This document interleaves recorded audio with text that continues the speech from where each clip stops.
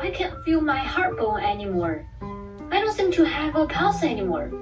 Look at me, my heart rate is only over 40. I feel so empty in my heart. My whole chest is heavy and stuffy. It seems that the heart and lungs are not working, especially at night. I have heard things like this from TUMEC patients. Although they are not as frequent as tachycardia and arrhythmia, they are not infrequent, and in terms of fear alone, they are even worse. At this time, horrible words such as heart failure and cardiac arrest will continue to emerge in the minds of relatives, and negative emotions such as panic and fear will arise spontaneously. The body also seems to become sluggish, weak, and groggy, so you feel your pulse, blood pressure, and heart rate over and over again, becoming more and more panicked, more and more concerned, and a vicious circle turns on again. In fact, it is normal for many athletes to have a heart rate of more than 40 or 50, and it will not cause any permanent damage to you. Remember the sympathetic and parasympathetic nerves I mentioned? This is only caused by the overreaction of parasympathetic nerves. The function of parasympathetic nerves is to inhibit the sympathetic nerves. Since you're currently in a state of autonomic disorder, the overreaction of the sympathetic nerves or the overreaction of the vagal nerves has resulted in bradycardia. Bradycardia won't affect you much, and all you worry about is that it's getting slower and slower, and the heartbeat doesn't stop happening. Do you remember? The power of a nervous disorder is limited, and at best it is. Although it will be difficult to convince you of this at the beginning, as you understand more and more how it works, the fear it poses to you will gradually lessen. The vicious circle, after achieving true psychological recovery through correct cognition, will eventually disappear. Nearly 60% of relatives experience the weight loss more or less at the beginning of the illness, and a weight loss of 5 to 10 kilograms is common. Some patients even lost 20 kilograms in just 2 months. Here, I really can't help but complain about it. In normal times, in this age where thinness is beautiful, how many people try to lose weight and lose weight without success? However, you're distressed, entangled, and even fearful because of this good thing of losing memory cakes in the sky. And this feeling of fear is only caused by your lack of understanding of anxiety disorders. Just know the error. Have I lost the function of digestion and absorption? If I go on like this, I will be finished. This is a problem that many patients worry about at the beginning of the illness. So, what you're afraid of is not slimming down, but losing weight all the time. In fact, this is completely unfounded worry by the patients, and even many patients start to miss the original effortless weight loss success after the comeback fad, which is really confusing. The reason why I don't know whether to laugh or cry is because the original me, after losing 20 pounds in a month, was frightened to the point of utter shit. Now that I think about it, it's an interesting disease. In fact, I don't need to say it. Everyone knows part of the reason for their sluggishness. Now, you should have no appetite. Sometimes you are full when you see food, and even some patients will have stomach pains after eating a little bit of food. Stomach bloating, nausea, and vomiting. Is it weird to be thin in this kind of diet situation? Earlier, I have already mentioned the reasons why you can't eat, so I won't repeat them here. But I want to remind everyone that it is an internal truth that people take food as their heaven. Now, I ask you, whether you have an appetite or not, you need to stick to eating. Even if you vomit, you have to eat it. After vomiting, you can continue to eat. You can temporarily eat smaller meals. Don't worry about whether it can be digested. The power of adrenaline is limited. When you do, this will soon pass. You will be fed back soon. Oh, by the way, after the fed back soon, don't regret it. Everyone has more or less heard such remarks. whoever who suddenly lost a lot of weight and died of cancer not long after. Whoever who was seriously ill and lost his appearance. This strong perception, it is formed by us gradually from childhood to adulthood. It is the bad cognition acquired through our parents and elders, relatives and friends, classmates and colleagues, TV and the internet. It is formed by thousands of channels and subtly formed over decades. It is no wonder that everyone is so panicked about sudden weight loss. The subconscious thinks that weight loss for no reason must be bad. If you can't hold back at this time, go to Baidu sudden weight loss, and other keywords. The result, as you can imagine, don't be scared to death. In fact, you are already very powerful. When you are caught in the illness imagination from Baidu, a wave of hate rushes out from nowhere and spreads all over the body in an instant. In fact, in addition to the weight loss caused by insufficient food intake caused by anorexia nervosa, there is another reason. Modern medicine has found that increased secretion of adrenaline will increase consumption, while increased insulin will help to store the most energy. You will be fat, which is why many weight management experts are using various methods to increase your adrenaline secretion to achieve the effect of losing weight. For anxiety sufferers, you've met all the weight loss criteria.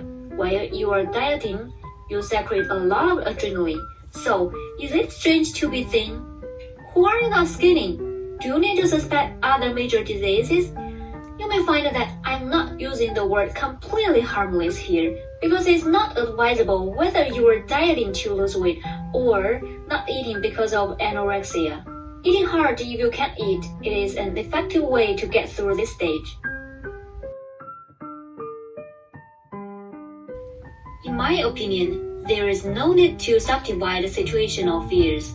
You can regard driving fears, airplane fears, dense crowd fears, confined space fears, agoraphobia, and other situational fears as agoraphobia. The difference is that the places and situations that individuals fear are different. About 90% of patients experience accelerated heart rate, palpitations, dizziness, weak legs, and eager to escape when they experience a certain situation. After escape, the symptoms will naturally ease.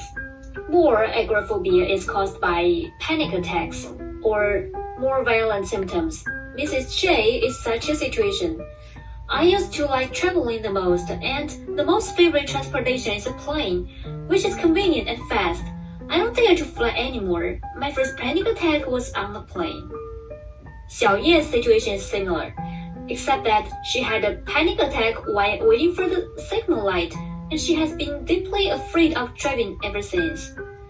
Mr. Jiang had symptoms of dizziness in the square outside the shopping mall for a long time.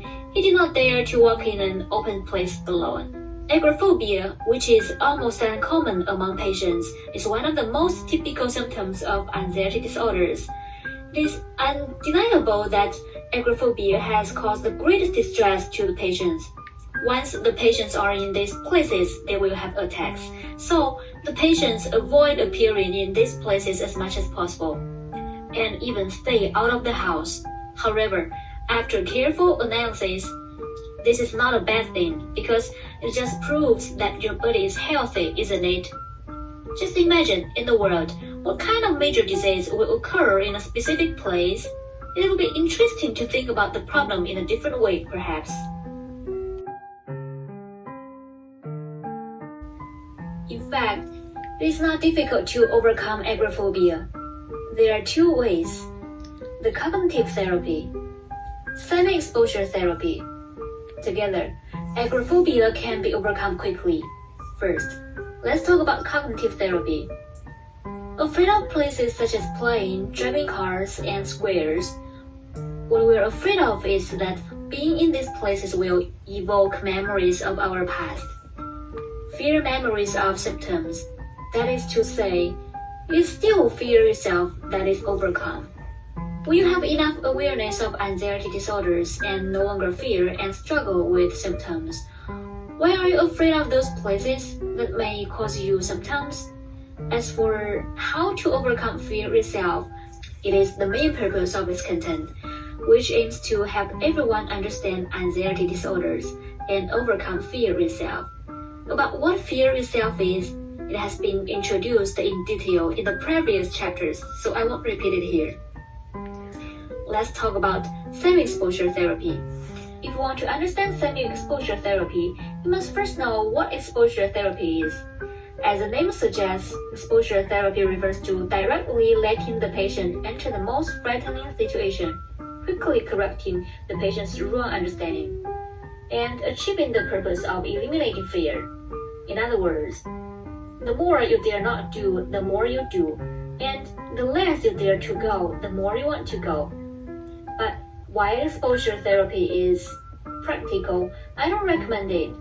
The reason is simple, because exposure therapy, while effective, has had mixed benefits and drawbacks.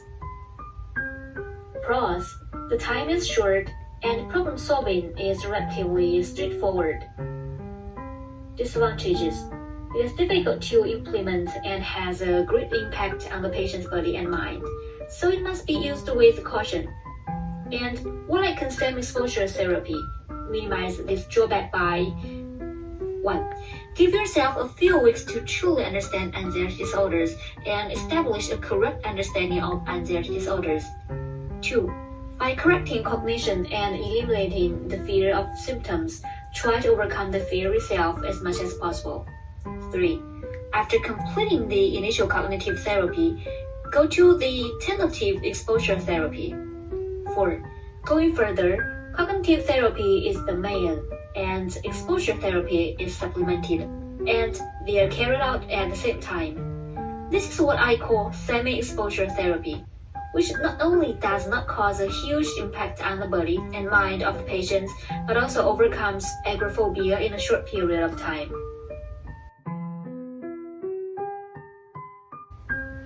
Oregon Health Science and Technology University Otolaryngology Head and Neck Surgery Tinnitus Clinic, a literature on tinnitus wrote, anxiety disorder is a common complication of tinnitus.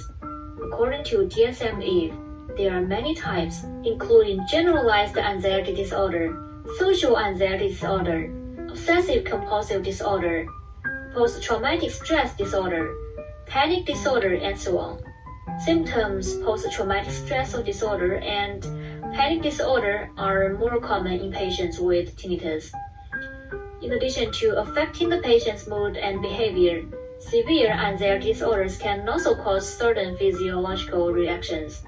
In turn, strong physical reactions can increase the patient's fear of tinnitus, forming a vicious circle. Other non-auditory problems of tinnitus can also include poor concentration, memory loss, upset, easy mood swings, and so on. These symptoms are commonly referred to in clinical practice as neuroses 2. In fact, some of these symptoms are anxiety disorders, or some manifestations of depression are related to lack of sleep. If the patient's anxiety, depression, or lack of sleep is effectively improved, the above symptoms can often be improved. The literature has confirmed that mental and psychological factors are inextricably linked with tinnitus, especially for patients who have no tinnitus before or have very mild symptoms, but develop tinnitus symptoms at the same time or after the disease. Anxiety disorders may be main factor. Likewise, you can treat tinnitus like any other symptoms, temporarily treating it as part of your body that actually allows it to exist. As your anxiety recovers, your body and emotions return to normal, and the tinnitus caused by anxiety will disappear naturally. This also applies to tinnitus caused by other problems, at least greatly improved.